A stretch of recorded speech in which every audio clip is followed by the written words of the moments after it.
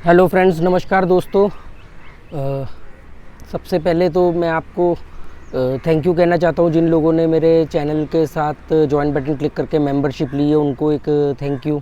जो लोग आप व्यूज़ धीरे धीरे बढ़ रहे हैं, क्योंकि मैं जिन टॉपिक्स पे बात करता हूँ उस तरह के टॉपिक्स पे लोग दिलचस्पी कम रखते हैं, लोग उसको देखना नहीं चाहते, बोरिंग लगता है। अक्लमंदों के टॉपिक है, इसलिए अक्लमंदों की भीड़ हमेशा कम रहती है, तो उसके लिए धन्यवाद देता हूँ। दूसरा, आज मैं एक बहुत इम्पोर्टेंट बात के ऊपर बात करना चाह रहा हूँ कि हम लोग लाइफ में कई ऐसे फैसले करते हैं या लेते हैं या एक प्रक्रिया का हिस्सा होते हैं, और उसमें हम लोग बाद में जाके सब कुछ डैमेज कर देते हैं अपने लालच की वजह से।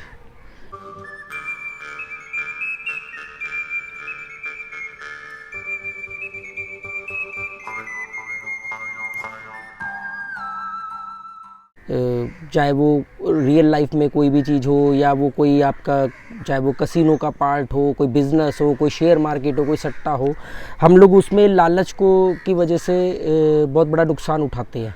तो मैं आपको बता दूं कि देखो, लालच को कभी भी ख़त्म किया नहीं जा सकता। इसलिए जब भी कभी आपके साथ ऐसा हुआ होगा या हो रहा होगा या होगा कभी, तो आप इसमें एक अफसोस तो होता है कि अरे यार, मेरे लालच ने मुझे नुकसान पहुंचा दिया, मुझे ये लालच को ख़त्म करना चाहिए, या मैं अपने आप लालच को दोष देते हो। तो पहले बात आपको ये समझनी पड़ेगी कि एक साइकोलॉजी आपको समझनी पड़ेगी कि पूरी धरती पर जितने भी जीव हैं उन सब के कुछ ऐसे गुण हैं या दोष हैं जो वो लेके पैदा होते हैं, जो पैदाइशी गुण होते हैं, या जो गुण ही कहेंगे जब कुदरत ने हमें दिए हैं, पर हम उसका सही इस्तेमाल नहीं करते, इसलिए वो दोष बन जाते हैं। उनमें से एक गुण है लालच। जैसे डर, लालच, गुस्सा, ये सब स्वाभाविक प्रक्रिया है, ये हम लोग लेके पैदा होते हैं। इसलिए जब कोई आप काम करो, बिजनेस करो, तो आपके अंदर उसको लेके लालच आना, उम्मीद जगना, किसी रिलेशनशिप को लेके हो, किसी बिज़नेस को लेके हो, किसी जुए को लेके हो, किसी सट्टेबाजी को लेके हो, किसी भी तरह की चीज़ के अंदर लालच आना स्वाभाविक है। तो लालच को ख़त्म नहीं किया जा सकता, केवल लालच को नियंत्रित किया जा सकता है, कंट्रोल किया जा सकता है, क्योंकि लालच के प्लस पॉइंट भी होते हैं। लालच हमें कुदरत ने क्यों डाला? सोचो, कुदरत क्या इतनी बड़ी गलती कर देगी? कुदरत ने आँख, कान, नाक सब कुछ अपनी परफेक्ट जगह पे बनाए हैं। आप ये देखो कि आपको कान के अंदर खुजली होगी या नाक के अंदर खुजली होगी, तो आपकी उंगलियों की साइज़ वो है जो उसके अंदर जा सकते हैं। मान लो अगर आपकी उंगली इतनी मोटी होती है, आप कान कैसे खुजाते हैं अंदर ऐसे उंगली डाल के? नाक के अंदर खुजली कैसे करते हैं अगर इतनी मोटी उंगली होती? तो कुदरत ने हर चीज़ परफेक्ट बनाई है, कुदरत में कुछ भी चीज़ डैमेज नहीं। तो कुदरत ने अगर हमारे अंदर डर, लालच, ईर्ष्या, इस तरह के जो गुण डाले हैं, वो उसके कोई ना कोई पॉजिटिव रीज़न है। हम उसके बारे में जानते नहीं है, या हम उसमें उसका गलत इस्तेमाल कर लेते हैं, या अति तो किसी भी चीज़ की ख़राब होती है, तो इसलिए वो हमारे को नुकसानदेह साबित होते हैं। जैसे कि लालच का क्या रीज़न रहा होगा नेचर का डालने के लिए? हर जीव के अंदर लालच होता है। आप किसी कुत्ते को बिस्किट भी दोगे, वो भी अगले दिन रोज़ उस बिस्किट के लालच में आपके पीछे पीछे घूमने लग जाएगा, है ना? ईर्ष्या, आप दूसरे कुत्ते को तो पहला वाला कुत्ता फटाफट आगे आएगा, मुझे पहले मिले, इसको क्यों ज़्यादा मिल गया, ये ईर्ष्या। ये सारे गुण हमारे सभी जीवों के, धरती के ऊपर जितने जीव है सबके अंदर हैं, और ये जीव, इन गुणों का फ़ायदा ये है कि इससे डेवलपमेंट चलती है, कंपैरिजन चलता है, डेवलपमेंट। बस नेचर ने डेवलपमेंट बोला था, नेचुरल डेवलपमेंट। अगर आपने डार्विन की थ्योरी ऑफ नेचुरल सिलेक्शन पढ़ा हो कि किस तरह से नेचर बेस्ट को चूज़ करती है डेवलपमेंट के लिए, तो आप ये बात समझो कि ये चीज़ें हमारे डेवलपमेंट के लिए, हमने इन चीज़ों का इस्तेमाल किया भौतिकतावादी डेवलपमेंट के लिए, मटेरियलिस्टिक डेवलपमेंट के लिए। इसको नेचुरल तरीके से यूज़ होना था कि बंदर को लगा कि अब मुझे पेड़ से नीचे उतरना है, जली जीव को लगा कि अब हमें धरती पर रहना है, तो ये एक डेवलपमेंट हुआ। एक लालच, ज़रूरत के हिसाब से डेवलपमेंट किया। ज़रूरत क्यों पैदा हुई? लालच के हिसाब से। लालच का एक बेनिफिट पॉइंट होता है कि नहीं यार, हमें ये चीज़ चाहिए। खाने का लालच आपको ज़िंदा रखता है। अगर जो वैराग्य जिनकी जीते हैं, जिनके अंदर मोह भंग हो जाता है, जिनके अंदर खाने को प्रति, जीवन के प्रति कोई लालच ही नहीं रहती, कोई लालसा ही नहीं रहती, तो वो एक वैराग्य जीवन है, वो एक सफ़ेद कोरा बोरिंग लाइफस्टाइल है, ठीक है। पर वैराग्य गलत नहीं है। तो अगर वैराग्य बोरिंग है, सफ़ेद चादर की तरह है, रंग ही नहीं है कोई उसमें, तो फिर क्या भौतिकतावादी मटेरियलिस्टिक लाइफ बहुत बढ़िया है? मटेरियलिस्टिक लाइफ में तो हम डेवलपमेंट का मतलब ही हम ये से कहते हैं कि भैया दुनिया भर की बीमारियां हमें दे दे, बस हमारे को पैसा दे दे।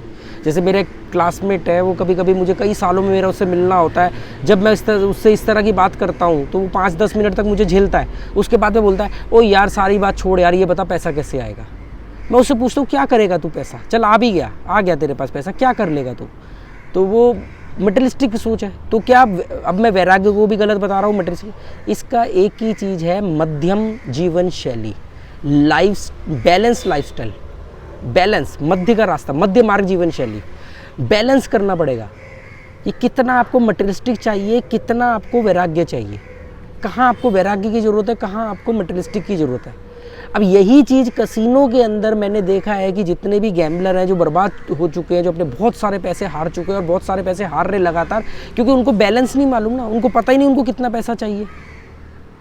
वो आते हैं तो उनकी ना तो जीतने की लिमिट तय है, अगर वो लिमिट टच हो जाती है या उसके आसपास भी पहुंच जाते हैं तो फिर वो और उसको बढ़ाते रहते हैं, मतलब जब तक वो जीरो ना हो जाए। तो बैलेंस लाइफस्टाइल चाहिए कि कहाँ पे कितना चाहिए, कहाँ पे कितना त्याग करना है, कहाँ पे कितना हासिल करना है। इसके बीच का बैलेंस ही आपकी एक सुखी जीवन शैली है। इसलिए लालच को तो आप ख़त्म नहीं कर सकते ना। आप कसिनो के अंदर भी जा रहे हो, आप बिज़नेस भी कर रहे हो, आपका लालच आपको 20-20 साल तक एक ही जगह पे नौकरी करवा रहा है, आपका लालच 20-20 साल तक एक ही बिज़नेस करवा रहा है। वो लालच अगर मान लो उस लालच में हमने बैलेंस ऐड किया और वो लालच को हमने दोष ना समझ के गुण समझा और उस गुण को हमने बैलेंस किया कि थोड़ा सा मटेरियलिस्टिक ग्रोथ, भौतिकतावादी तरक्की जिसके लिए आप ये काम कर रहे हो, थोड़ा सा मानसिक विकास का लालच भी तो होना चाहिए ना। आप अपने लालच को 50% मानसिक विकास का लालच की तरफ लेके जाओ कि यार मैं 1 लाख रुपए महीना ना कमा करके 50,000 या 60,000 या 70,000 कमाऊंगा, इसकी वजह से जो मैं स्पेस बनाऊंगा, जो कम कमाने की वजह से, वो स्पेस मैं अपने शारीरिक विकास, मैं एक्सरसाइज करूंगा, मैं योगा करूंगा, मैं जिम जाऊंगा, मैं रनिंग करूंगा, जॉगिंग करूंगा, जो भी, मैं थोड़ा सा मानसिक विकास कि मैं कुछ अच्छे लिटरेचर को पढ़ूंगा, कुछ अच्छी किताबें पढ़ूंगा, लोगों को सुनूंगा या अच्छे लोगों के साथ समय बिताऊंगा, जो अक्लमंद लोगों के साथ समय बिताऊंगा। एक इंडिया का एक माइनस पॉइंट मालूम क्या है? अगर जिन लोगों को इस बात की समझ भी आ गई है तो वो मानसिक विकास के लिए धर्म के पास चले जाते हैं। मुसलमान है तो वो कुरान को पढ़ने लग जाएगा तोते की तरह, हिंदू है तो वो गीता को पढ़ने लग जाएगा, ईसाई है तो बाइबल को पढ़ने लग जाएगा। वो ये सभी, मेरा मानसिक विकास का मतलब धार्मिक किताबों से नहीं है। धार्मिक किताबें तो एक नियम तय कर चुकी हैं। धार्मिक किताबें आपको सोचने के लिए मजबूर थोड़ी। आप धार्मिक किताब पढ़ के कभी सोच सकते हो क्या? अगर आप सोच रहे हो तो आप नास्तिकता की तरफ जाओगे। उनका ये मानना है कि आप सोच कैसे सकते हो, अगर गीता में ये बात लिखी है या कुरान में लिखी है, बाइबल में लिखी है, गुरु ग्रंथ साहिब में लिखी है, तो ये आपको पढ़ना है और मानना है। इस पर सोचना नहीं है, इस पर तर्क नहीं करना है। तो उससे तो मानसिक विकास नहीं होगा। मानसिक विकास कैसे होगा कि आपने किसी बहुत बड़ी आदमी की किताब पढ़ी या कोई भी श्लोक पढ़ा या कोई भी कोट पढ़ा, कुछ भी। अब आप ये सोच रहे हो कि क्या ये सही है? अगर ये सही है तो इसके पीछे का आधार क्या है, और अगर आपको उस पर असमंजस है तो उसके पीछे का आधार क्या है। तो आप एक बात समझो ना कि अब जो लोग स्पेस निकालते हैं वो धार्मिक किताबों को पढ़ लेते हैं। धार्मिक किताबें आपको सोचने के लिए मना करती हैं। वो कहती है हमने जो लिखा है ये हमारे प्रभु ने लिखा है, ये प्रभु की वाणी है, प्रभु के शब्द है, इसमें कोई भी बट लेकिन परंतु आप खड़ा ही नहीं कर सकते, ये सीधा सीधा मान लो। तो उससे मानसिक विकास नहीं होगा ना। मानसिक विकास तो शास्त्राचार्य से होता है, शास्त्रार्थ से होता है, डिस्कशन से होता है, बहस से होता है, डिबेट से होता है, तर्क से होता है। कुतर्क नहीं करना है पर तर्क करना है, उससे आपका मानसिक विकास होगा। तब आपको मालूम पड़ेगा कि आए यार लालच तो फायदेमंद है। अगर गुस्सा ना हो, अगर गुस्से को हम दोष मानते हैं, आप मुझे ये बताओ ना, गुस्सा कहाँ यूज़ करना है? आप कसिनो के अंदर कसिनो के खिलाफ गुस्सा यूज़ करोगे, जिद यूज़ करोगे, आप का नतीजा बर्बाद होगा। पर अगर वही गुस्सा, वही जिद, वही एग्रेशन अगर एक फौजी बॉर्डर के ऊपर निकालता है तो वहाँ तो उसको, अगर एक फौजी के अंदर गुस्सा, एग्रेशन ही ना हो, जिद ही ना हो अपने देश को लेकर के, अपने देश की सीमा को लेकर के, तो फौजी कैसे लड़ेगा? एक स्पोर्ट्समैन के अंदर गुस्सा और जिद नहीं होगा तो कैसे स्पोर्ट्स में परफॉर्म करेगा? पर वही गुस्सा जिद वगैरह आप कसिनो में निकालो, आप किसी बिजनेस में निकालो, पैसे कमाने की लालच में निकालो, तो नैतिकता का भेद कम होता चला जाएगा। और जीवन में आप कभी भी, मेरी बात सुन लेना, कभी भी किसी भी वक्त अपनी हाथ खोलोगे, मुट्ठी खोलोगे, आपके हाथ खाली रहेंगे। मैंने क्या बोला, इसका मतलब थोड़ी कि मैं ये बोल रहा हूँ कि आप पैसा मत कमाओ, रोटी मत खाओ, जंगलों में चले जाओ, नहीं, मैं बैलेंस लाइफस्टाइल की बात कर रहा हूँ। जिन्हें हम हमेशा दोष मानते आए, हमें उन पर बात करनी चाहिए कि नहीं, अगर आप ढंग से समझोगे तो आपको मालूम पड़ेगा गुस्सा, ईर्ष्या, लालच, ये गुण हैं, ये गुण बन सकते हैं, ये गुण भी बन सकते हैं। एक्चुअली में ये डाले ही हमारे अंदर नेचर ने गुण के रूप में थे।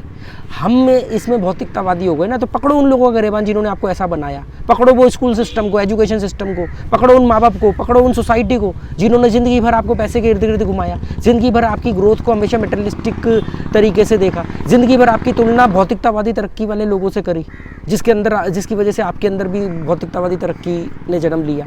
वही लोग तो कसीनो में जाके हारते हैं। एक वैराग्य और भौतिकतावादी जीवन के बैलेंस वाला आदमी कसीनो हो, शेयर मार्केट हो, बिजनेस हो, रिलेशनशिप हो, सामाजिक रिश्ते हो, कहाँ से हारेगा?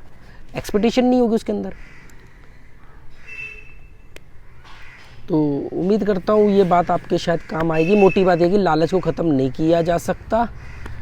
Okay, thank you.